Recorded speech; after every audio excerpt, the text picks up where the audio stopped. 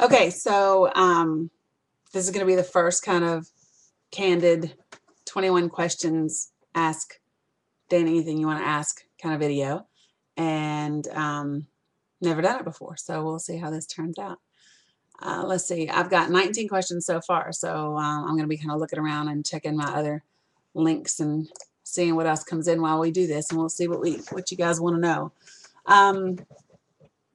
It's funny when you guys ask me questions because some of you guys are asking, like, what does Dani think about this? And other people are asking about Tara. And I don't know if you guys realize I'm the same person, but that's cool.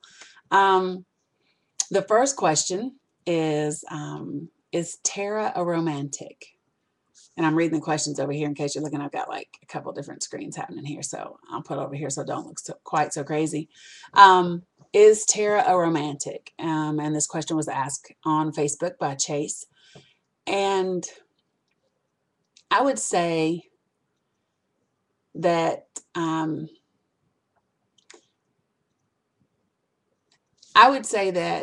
like romantic things, right? And that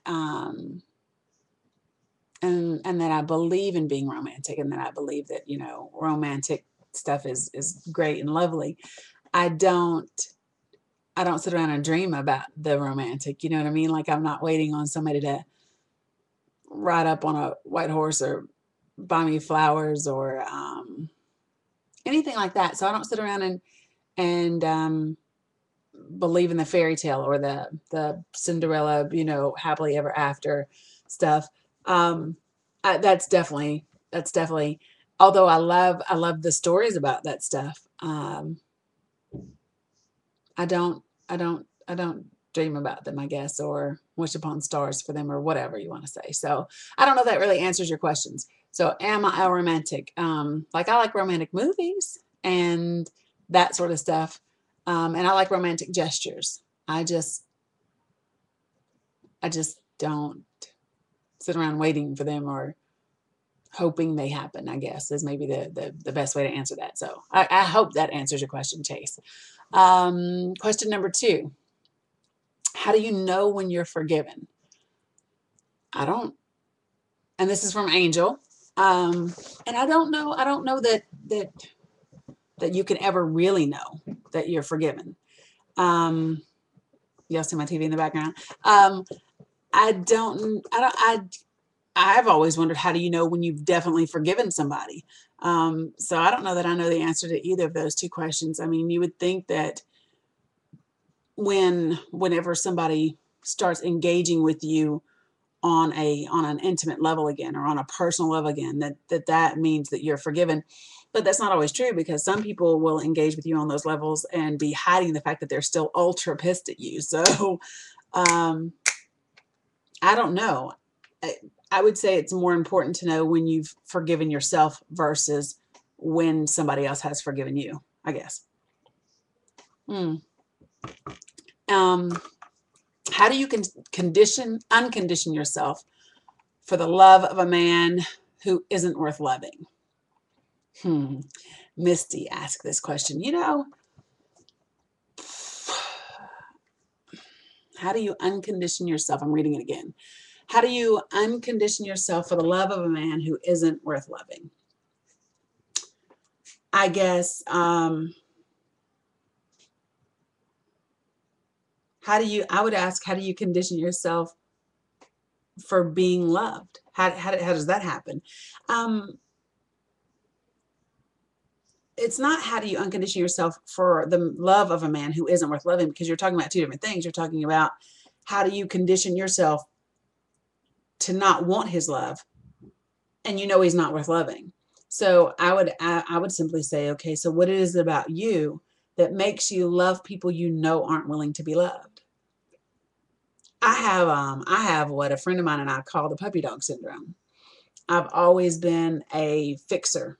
If it's broken, that's attractive to me. It makes me feel like I have something, a purpose to accomplish. So I have to be careful of that. That I will absolutely find something in people that gives me a purpose. There's another question, and they're not legitimately worth saving. So or worth, worth trying to do something. So let me see. He's so stupid. Okay, sorry, I was reading another question. Okay, so anyway, I call it the puppy dog syndrome. I think that you have to invest in yourself. You have to um, get to the place where you cut off the things that you know are bad for you, the things that you find yourself going over and over again, in that same place. Um, so yeah, I don't know that I gave you the best answer, Misty, but I'm trying to get to that place where someone once told me, they said, stop giving to people who always take, and um, stop giving to people who don't appreciate me or who don't give back to me. Um, and I think sometimes it has to do with starting with us and realizing what we're worth and what we have to offer. So moving on, question 4. To what do you attribute your success in spoken word, in the spoken word publishing arena after a relatively short time? And this question was asked by Jason Ray of IDM Wear. I have a couple of those shirts. Um, I don't really know.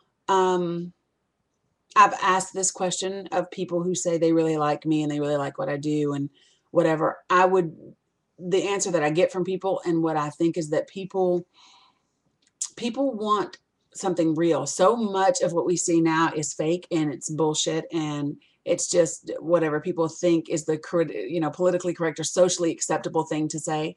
And I definitely don't do any of that. And I think that that's what people do like about me and what I do and what I say. I say things that a lot of people are afraid to say, or have been taught that they shouldn't say. And so I think that makes a difference as well. Um, Other than that, I promised myself that A, I wouldn't pretend anymore, ever, under any circumstance, and B, that any opportunity that presented itself, I would walk through the door, I would pursue it, I would go after it, and I have tried to do that to the best of my ability. I'm extremely performance driven, so I think that helps me in that regard. Number 5, what is the one thing you currently don't have that you wish you did? This is Iambics question. What is the one thing you currently don't have that you wish you did? I don't know that there's one thing. I would love to be able to do my craft full time. I would love to be able to do that. And I don't have the financial ability to do that at this point in time. I still have the corporate job, and so I would say the freedom um, to be able to provide for my family and take care of my daughters, doing what I love, instead of just doing what I have to do and trying to fit in what I love at the same time. Number 6, have you gotten over the pain caused by past relationships? This question's from Carlos. And I would say yes, to that question. There are other pains from my past that aren't necessarily from romantic relationships that I think I still deal with, that still have, residual effects. And sometimes relationships do too. But, I'm not sitting around bitter and heartbroken and upset anymore about those things. I think that's a waste of time. I think sometimes what happens is people mistake, they'll see me perform and they'll see me do like We Women or Good Guy or something like that.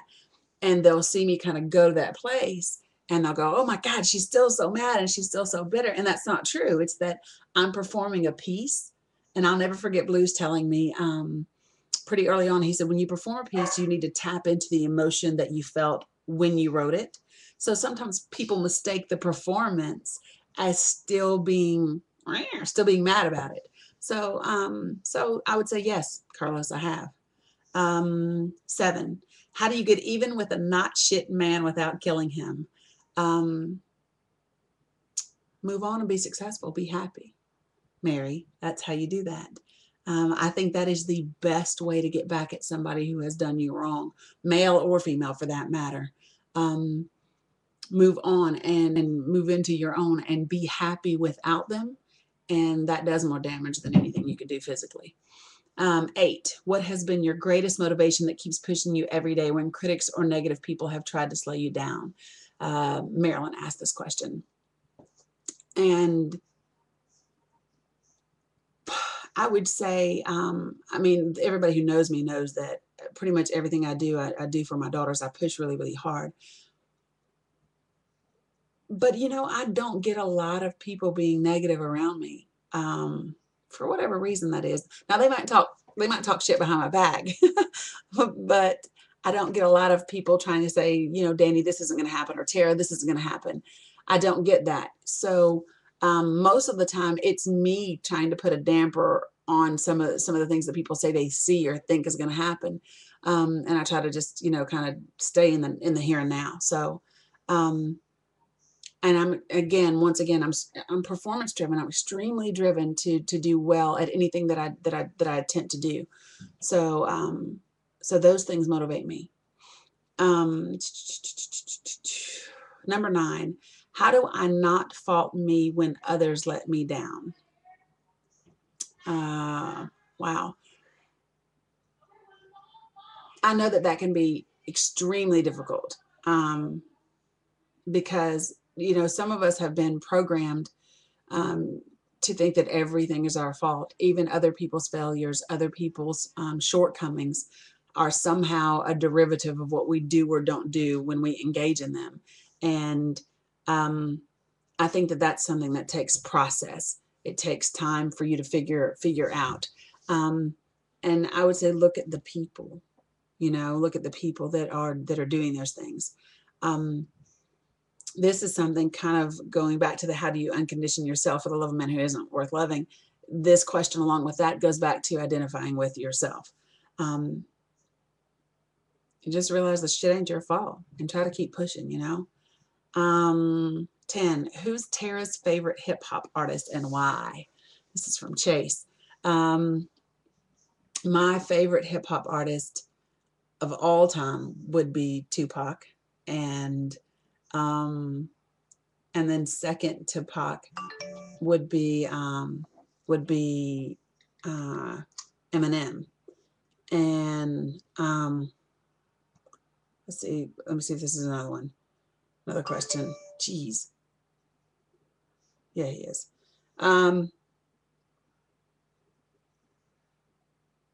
Okay.